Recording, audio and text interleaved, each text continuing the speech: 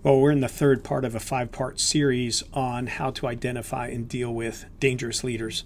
We already talked about the solving of problems, how a leader goes about doing that, and also how they make decisions. Today we're going to be talking about how they leverage power, and in the next two sessions we'll be looking at how a leader reacts to stress or deals with failure. By looking at those 5 areas, we can tell, do we have a dangerous or toxic leader, or a leader that's becoming more destructive to the environment and the culture and to trust building and team building and so on, or not? Do we have a better leader than that? So let's talk about leveraging power and how leaders do it, and whether or not we have a toxic leader or a dangerous leader. And sometimes I think it's about the source of power and how a leader views the source of their power. Where do they get it from? And I think the dangerous leader is the one that gets that power externally. They get it from position.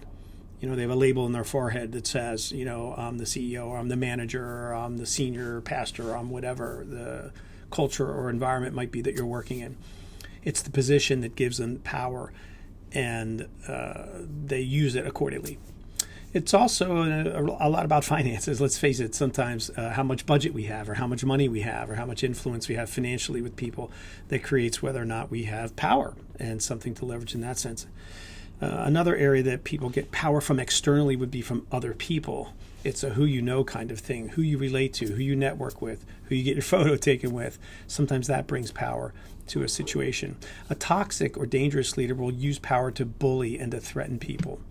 You've got a dangerous leader when they are playing favorites with people with that power. They give power to some people and take it away from others. Or they manipulate the situation or the data or the information or the results or something. They use power to make things sound better or look better or make themselves look better. When you've got that kind of context going on, you've got a dangerous leader who doesn't wield or leverage or use power appropriately. And I think it's because they confuse power with authority. One writer mentioned in some of my survey and research on this work is that authority comes from within, power comes from without. Power is given to us or assigned to us or comes from the external things that I just mentioned to you, like position or money or people. But when we have integrity or a sense of commitment or solid values or concern for others, we're willing to sacrifice for our team, we share power and we invite the sharing of power. That kind of authority comes from within, and it's not dependent on what we get from the outside. People will follow us. People will stick with us because we have authority, not just power. So does someone use authority or power to advance the cause or themselves? A truly good leader will advance the cause with their power, not themselves. They will empower others, not just themselves. And they will use power to reward others. They will give them more responsibility. They may give them a bonus. They may give them incentives. But they're going to use that power to reward and encourage.